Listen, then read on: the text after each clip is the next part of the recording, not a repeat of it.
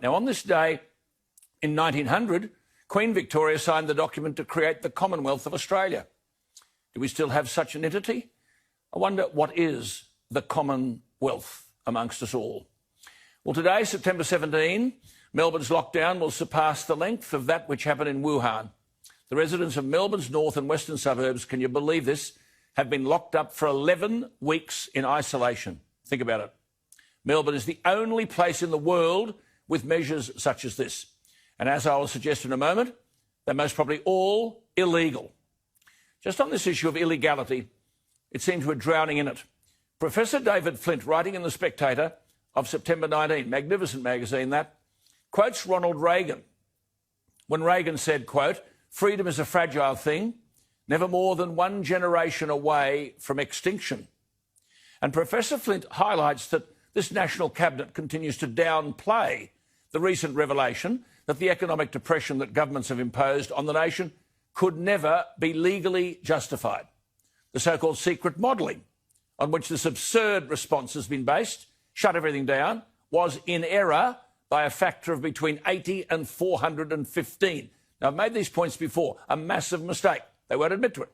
And Professor Flint says, and I quote his words, if anybody else made such a mistake with such consequences, we'd have to ask whether they would be expected to keep their job, if not in court. As I've said from day one, why didn't our so-called leaders exercise judgment instead of computer programming, which on previous occasions, particularly in relation to climate change, had been found to be completely flawed? Since the argument volunteered by the Prime Minister was that we were going to flatten the curve, that is, allow hospitals to cope, well, that occurred long ago. Today in Australia, we have, from coronavirus, 111 people in hospital, 16 in intensive care. The curve couldn't be flatter. Some of them are now trying eradication, which is a nonsense. No government can eradicate a virus.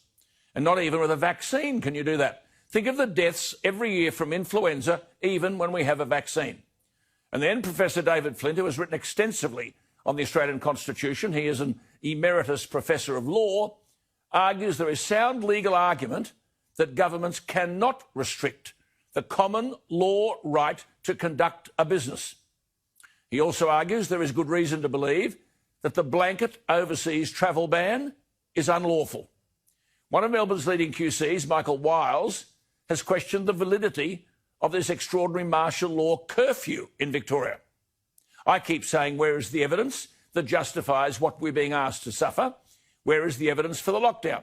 Where is the evidence that says we must wear masks? Where is the evidence that's frightened people into believing they're all at risk? There is none. Why isn't the Constitution being defended? Why has Australia become victim of the unlawful behaviour of governments?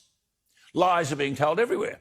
And now we have the story yesterday that Australia's top health official, then Professor Brendan Murphy, wrote to Victoria's Chief Health Officer, Professor Brett Sutton, offering the use of Australian Defence Force personnel at the height of the quarantine crisis. Andrews has denied that ever happened. I repeat, when you get a top Melbourne QC talking about a flaw in the legal basis for the curfew, where is the federal government challenging everything Andrews has done? A raft of international experts, including the World Health Organisation, say that border closures have no effectiveness. But the Queensland Premier says she doesn't decide. The Chief Medical Officer, the hopelessly unqualified Jeanette Young, she makes the decisions. Because Jeanette Young is the expert that suits the Premier. The curfew in Melbourne was not asked for by any expert. Not by the police, not by the Chief Health Officer Sutton. As I keep saying, the Nobel Prize winner, Professor Michael Levitt, says lockdowns are a huge mistake. The Professor of Theoretical Epidemiology at Oxford University, Sunetra Gupta, has urged, quote, urged Australia to abandon its selfish and self-congratulatory lockdown tactics. Why isn't this stuff adhered to by the Commonwealth government?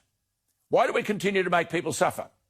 Daniel Andrews is delivering a $23 billion hit to the CBD, and Melbourne's inner suburbs this year, wiping out 22,000 jobs.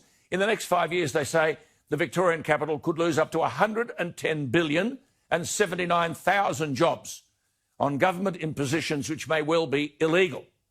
Is this bloke Andrews determined to kill Victoria rather than admit his mistakes? As Andrew Bolt says today, why then are Melbourne houses flying black banners with slogans like, "Thanks, Dan, we stand with you," or "This man is the #1 Premier, he should be PM," or "Chairman Dan, he's a bloody legend"? This is only because people have not been told the truth. And there has been unfair criticism also of the Morrison government getting away from Victoria, limiting the ability of Australians to return home. Many are blaming the federal government. There are nearly 20,000 Australians stranded overseas. The issue is not the Morrison government. There are plenty of empty seats on planes landing in Australia. The problem is detention centres to quarantine on arrival.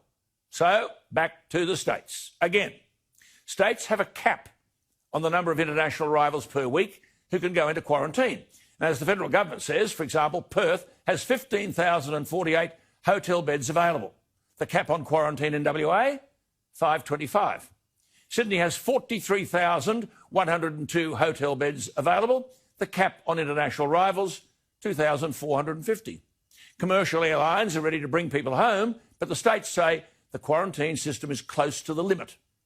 How could the Perth quarantine system be close to the limit when there are 15,000 plus hotel beds available and only 525 international arrivals allowed? Again, the same old question. Who's going to pull the states into line?